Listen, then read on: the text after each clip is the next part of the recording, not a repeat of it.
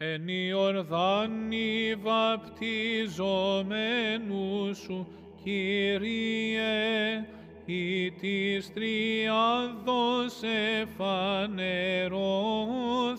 προσκύνησης, του γαρ γεννήτωρος η φωνή προς εμαρτύρηση,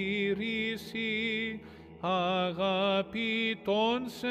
Υιον ονομάζουσα, και το πνεύμα εν είδη περιστεράς ευεβαίου του λόγου το ασφαλές ο επιφανής Χριστέ ο Θεός, και των κόσμων φωτίσας